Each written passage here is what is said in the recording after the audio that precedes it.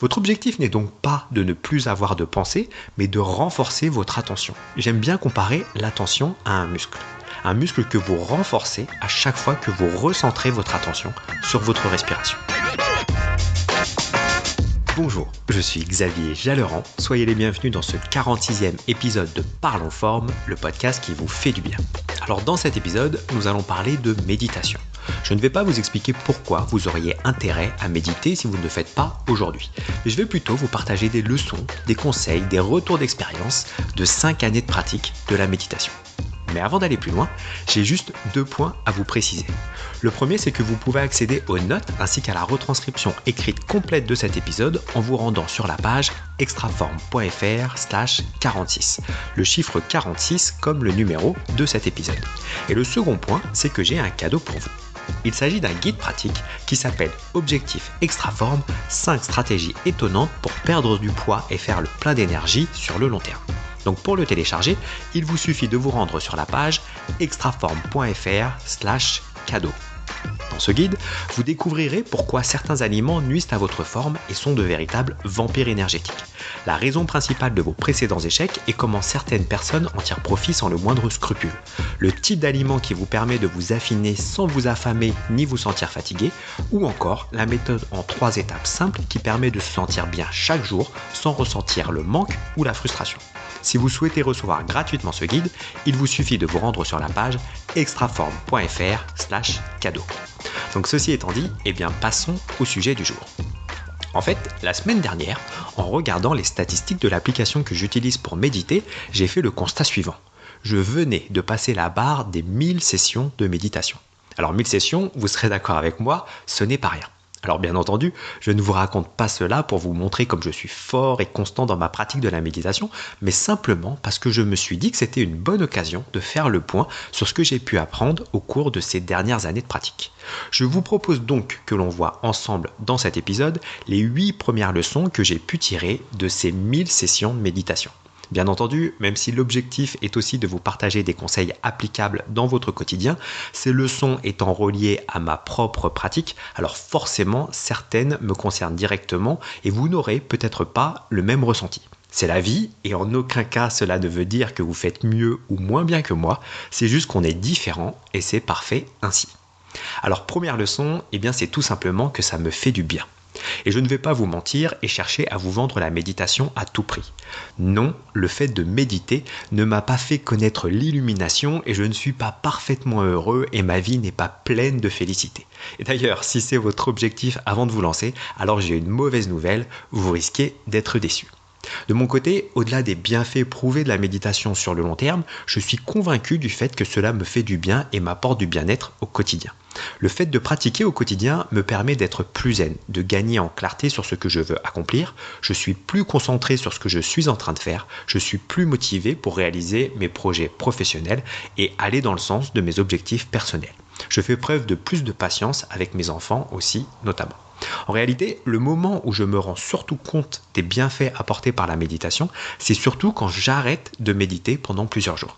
C'est à ce moment-là que je sens l'inverse de ce que je viens de vous décrire, plus de stress, moins de clarté, moins de motivation, moins de patience, etc. Et je sens aussi que ça me manque. Alors ce n'est pas très simple à expliquer, mais globalement, je pense que vous voyez l'idée. La leçon numéro 2, c'est que l'objectif n'est pas d'arrêter de penser.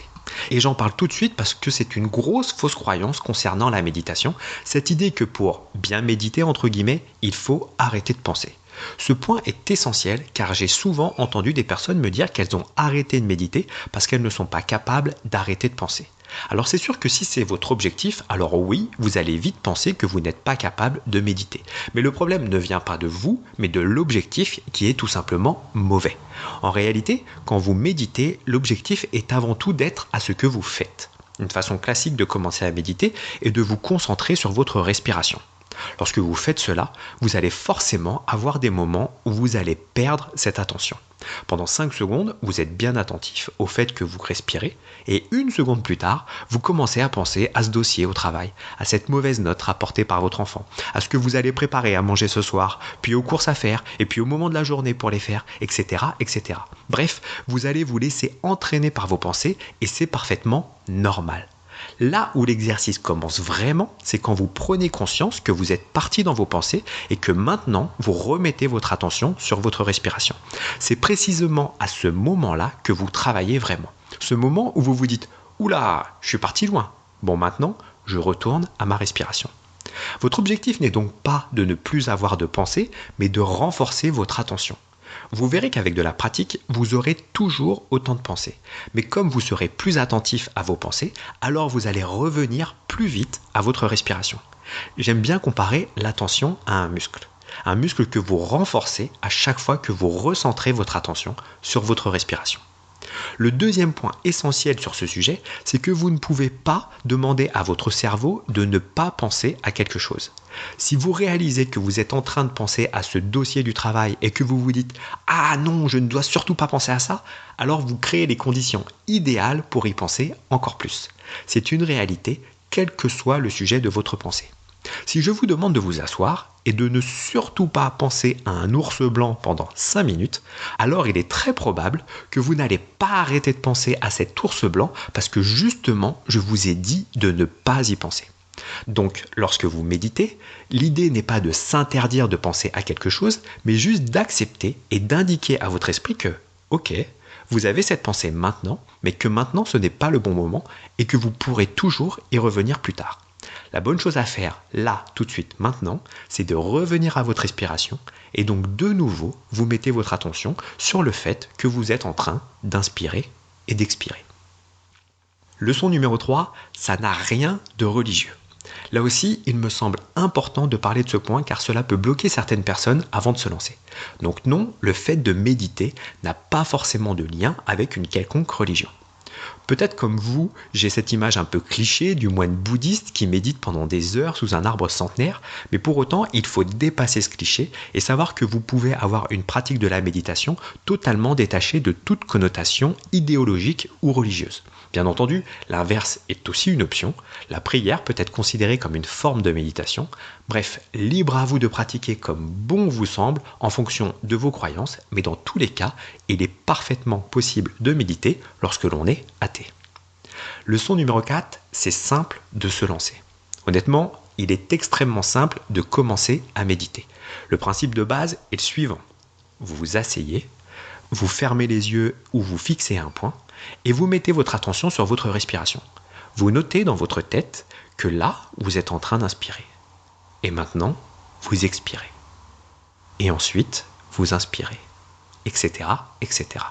Et lorsque vous vous rendez compte que vous vous êtes perdu dans vos pensées, alors vous revenez de nouveau à votre respiration, au suivi de vos inspirations et de vos expirations. Vous faites ça pendant quelques minutes, 5 minutes ou moins, et voilà, vous avez fait votre première séance de méditation. Donc oui, dans le principe, c'est très simple et tout le monde peut le faire. Mais ce principe de base nous amène donc à la leçon numéro 5, qui est que c'est simple, mais pour autant, ce n'est pas forcément facile. Comme nous venons de le voir, sur le papier, il est très simple de méditer. Mais il est aussi très facile de se trouver plein de raisons de ne pas faire votre session de méditation du jour. Dans un quotidien surchargé et très sollicitant, il est très facile de se trouver une bonne excuse pour repousser encore et encore votre session du jour et au final ne jamais la faire. Si vous ne la faites pas un jour, alors il devient plus acceptable de ne pas la faire le lendemain. Et ce sera d'autant plus le cas à partir de 2 jours, une semaine ou encore un mois. Cette bonne pratique que vous aviez décidé d'adopter est maintenant aux oubliettes, alors même que vous ne lui avez pas vraiment laissé une chance d'en ressentir les bénéfices. Car comme souvent, pour toutes ces pratiques autour du bien-être, il est bien plus efficace d'en faire un peu chaque jour plutôt que de faire une grosse séance une fois de temps en temps. Pour l'activité physique, il est plus efficace de bouger 30 minutes tous les jours plutôt que de faire une séance de 3h30 le week-end. Il est plus efficace de se brosser les dents 2 à 3 fois par jour plutôt que de se les brosser 14 fois le dimanche. Il est plus reposant de dormir 8 heures chaque nuit plutôt que de rattraper, entre guillemets, votre sommeil en retard le week-end. C'est exactement le même principe pour la méditation. Vous tirerez plus de bénéfices de cette pratique en faisant 5 minutes chaque jour plutôt qu'une grosse séance de 30 minutes ou plus par semaine. Surtout que lorsque l'on débute, faire 5 minutes est parfaitement jouable alors que vouloir méditer 30 minutes ou plus peut vite devenir un enfer. Et d'ailleurs, en y pensant, je réalise qu'il m'a fallu 5 ans pour atteindre ce chiffre symbolique des 1000 sessions. Si on fait le calcul, 5 ans, ça fait 1825 jours. Donc en soi, c'est pas mal, parce que ça veut dire que sur cette période, j'ai médité plus d'un jour sur deux, mais si l'on regarde le verre à moitié vide, cela veut aussi dire que sur cette même période, je n'ai pas médité pendant près de 825 jours. Si on rapporte ça en mois, ça veut dire que j'ai fait une session de méditation chaque jour pendant 32 mois et demi, mais que je n'ai pas médité pendant 27 mois et demi. Donc cet exemple vous confirme bien que oui, même si on est convaincu par les bienfaits de la méditation, il est quand même très facile de zapper ces sessions de méditation. Et donc pour éviter cela, eh bien passons à la leçon numéro 6, qui est celle de commencer facile.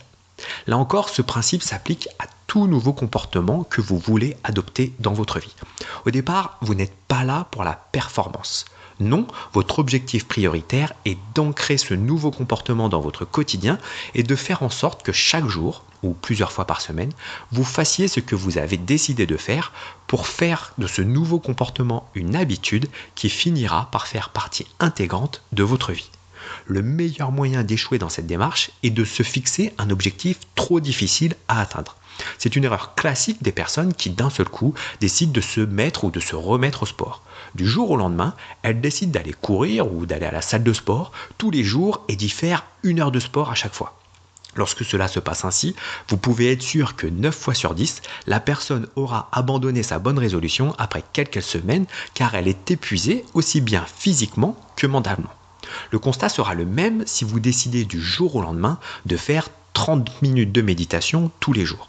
Vous allez manquer de temps, chaque séance va vous sembler extrêmement longue, vous allez vous trouver plein d'excuses pour repousser votre session à un autre moment de la journée et au final, vous n'allez pas la faire. Surtout que, comme je l'ai déjà évoqué, les bienfaits de la méditation ne sont pas immédiats. Et donc vous allez rapidement vous demander si ça vaut le coup de passer autant de temps sur une activité qui au final ne vous fait pas grand-chose.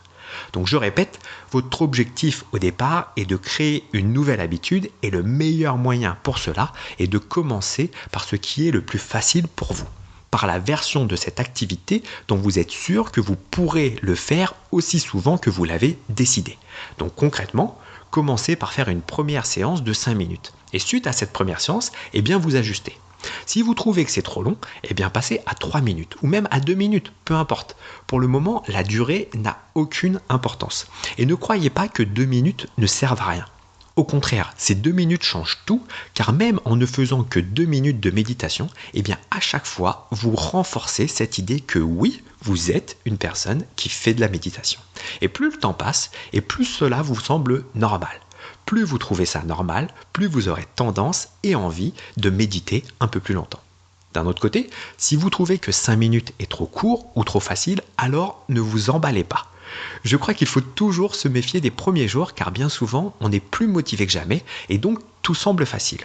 Sauf que passé quelques jours, eh bien la motivation a tendance à s'estomper. La vie quotidienne nous rattrape et c'est là où il faut vraiment faire preuve de volonté pour continuer à pratiquer quand l'enthousiasme des premiers jours s'est envolé.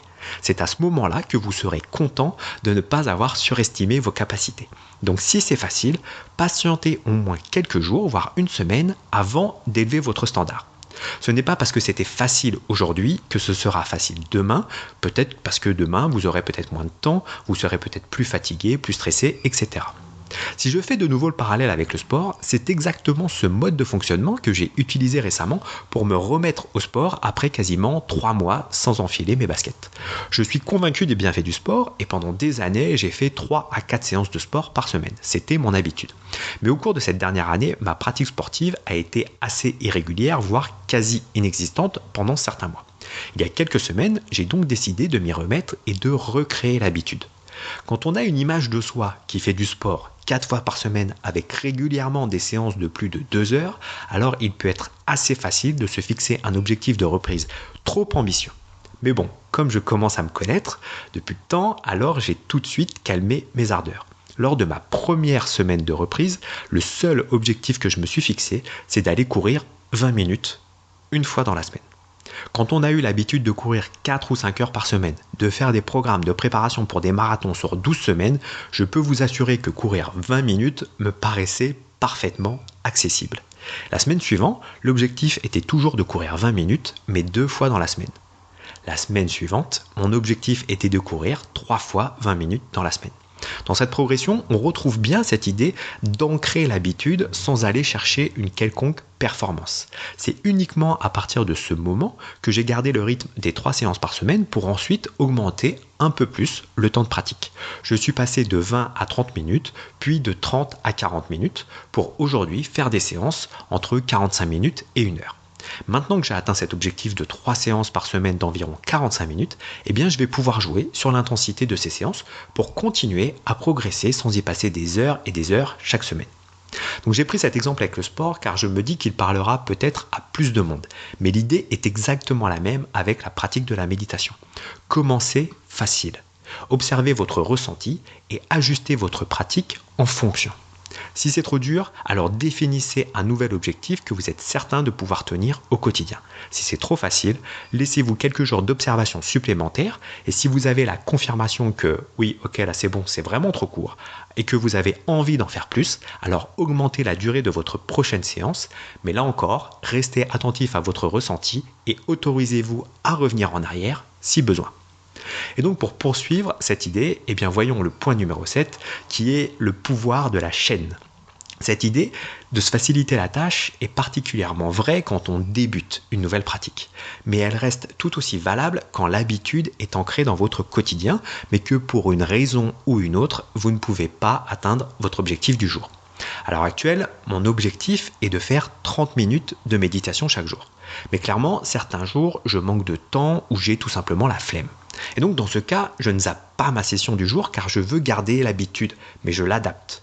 En fonction du moment, je vais la raccourcir à 20, 10 ou même 5 minutes. Mais dans tous les cas, j'essaye d'avoir au minimum cette courte session chaque jour car je suis convaincu du pouvoir de la chaîne. C'est la deuxième idée que je veux vous partager ici. Je l'ai évoqué un peu plus tôt. Quand on loupe une journée, alors il sera plus acceptable d'en louper une seconde, puis une troisième, etc. L'idée est donc d'essayer de ne jamais louper une journée et de garder cette habitude chaque jour. Et donc pour se motiver à cela, eh bien une méthode toute simple consiste à noter d'une façon ou d'une autre la chaîne de jours consécutifs que vous êtes en train de construire.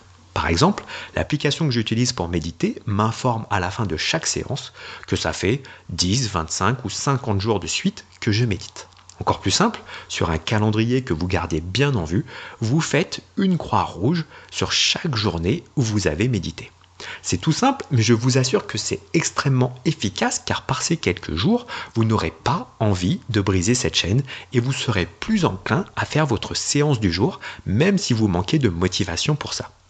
Cette séance sera peut-être plus courte que prévu, mais au moins vous aurez renforcé une fois de plus votre habitude et vous aurez un maillon de plus à votre chaîne, ce qui vous motivera d'autant plus pour les prochaines sessions.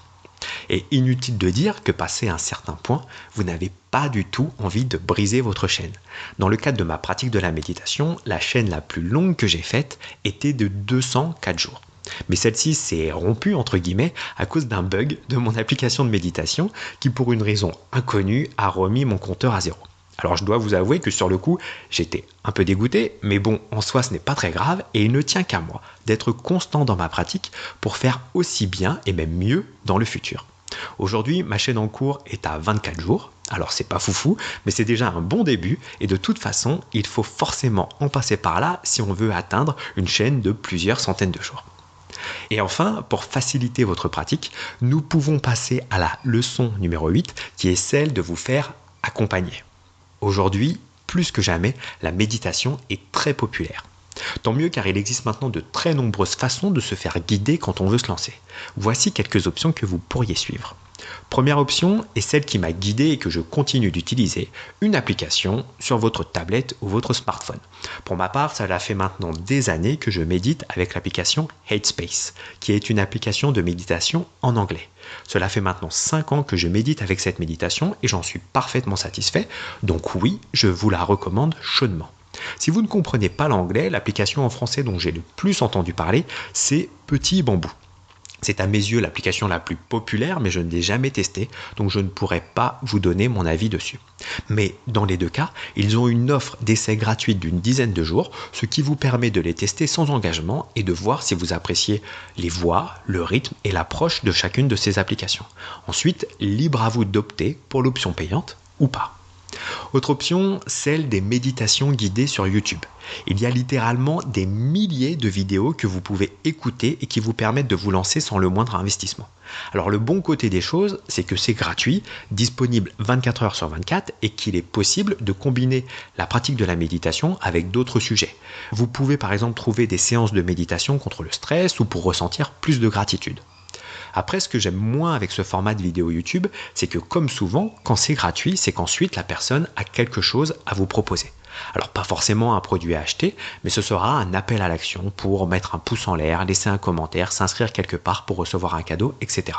Alors je ne remets pas du tout en cause ces pratiques, et d'ailleurs je serais mal placé pour le faire car je fais exactement la même chose à travers ce podcast, mais là où ça me perturbe un peu, c'est quand c'est fait dans le cadre d'une méditation. À la fin d'une méditation, je suis détendu, relaxé, apaisé par ma séance. Et je trouve que ces appels à l'action viennent troubler la fin de la séance et personnellement, ça ne me convient pas. Encore une fois, ce n'est que mon avis et peut-être que pour vous, cela ne vous fait ni chaud ni froid. Dans ce cas, régalez-vous avec tout le contenu disponible sur YouTube. Troisième option assez similaire à celle de YouTube, ce sont les podcasts. L'offre est moins importante que sur YouTube, mais pour autant, il existe un certain nombre de podcasts qui parlent du sujet de la méditation ou qui vous proposent des séances de méditation guidée. Là encore, c'est du contenu gratuit, donc vous aurez probablement des appels à l'action en début ou en fin de séance. À vous de voir si c'est acceptable pour vous ou pas. La quatrième option que je vous propose est celle de vous appuyer sur un livre plus un CD audio qui l'accompagne. Je pense en particulier au livre « Méditer jour après jour » de Christophe André. De mon côté, c'est avec ce livre et les audios qui l'accompagnent que j'ai commencé à méditer les toutes premières fois. J'ai trouvé que c'était une bonne introduction et un bon guide pour se lancer. Donc si ce format vous parle, allez-y. Bien entendu, il existe d'autres livres de ce type, donc libre à vous de choisir celui qui vous correspond le mieux. Dans le même esprit, avec une approche un peu différente, j'avais aussi testé avec mon fils les méditations du livre « Calme et attentif comme une grenouille ». Mon fils devait avoir dans les 8 ans à cet âge-là. Et j'avais trouvé ça sympa, mais comme fondamentalement je ne suis pas convaincu qu'il en a vraiment besoin, et vu qu'il n'exprimait pas particulièrement l'envie de faire ces petites séances de temps en temps, alors on n'a pas poursuivi sur cette voie. En faisant ces recherches, je suis aussi tombé sur un livre qui s'appelle « La méditation pour les ados » et je crois qu'effectivement cela peut avoir du sens dans cette phase de la vie de nos enfants qui est parfois tumultueuse pour l'ensemble de la famille. Alors bien entendu, dans les notes de ce podcast, sur extraform.fr/46, vous retrouvez l'ensemble des liens vers toutes les ressources citées dans cet épisode. Enfin, cinquième et dernière option pour vous lancer, celle de faire un stage en présentiel. En général, les stages se déroulent sous la forme de journées ou de demi-journées, ou sinon ça peut être aussi une série de soirées de 2 heures sur quelques semaines. C'est à mon avis le meilleur moyen de procéder si vous n'arrivez pas à vous lancer ou à prendre ne serait-ce que 5 minutes dans votre journée. Là, vous êtes sûr d'avoir le temps car vous bloquez un créneau pour ça et en plus vous serez accompagné dans vos premiers pas. C'est aussi l'occasion de poser vos questions, de partager votre ressenti, d'écouter les retours des autres participants. Bref, si vous ressentez le besoin d'être rassuré et accompagné, c'est probablement l'option idéale pour vous. Bon, je vais m'arrêter à cette 8e leçon pour cet épisode du podcast, mais sachez que le prochain épisode sera la suite car j'ai au moins 10 autres conseils à vous partager. Des conseils plus sous l'angle de la pratique qui devraient, je l'espère, faciliter le fait de vous lancer. D'ici là, j'ai envie de vous demander un petit service que je ne pense pas souvent à faire. C'est tout simplement que vous laissiez une note et un commentaire sur iTunes ou sur Apple Podcast. Si vous estimez que ce podcast vous aide, vous permet d'apprendre des choses, peut-être qu'il vous a motivé à passer à l'action dans votre vie, alors dites-moi tout en laissant un avis sur iTunes ou sur Apple Podcast. Faire ça est la meilleure façon de m'aider pour donner plus de visibilité à ce podcast, donc j'espère que vous prendrez quelques minutes pour laisser votre note et votre commentaire. Si vous ne savez pas où aller ni comment faire, venez sur les notes de l'épisode qui se trouvent sur la page extraform.fr/46 et je vous explique tout ça en détail. En attendant, je vous souhaite une très belle semaine et je vous dis à très vite pour le prochain épisode. Ciao!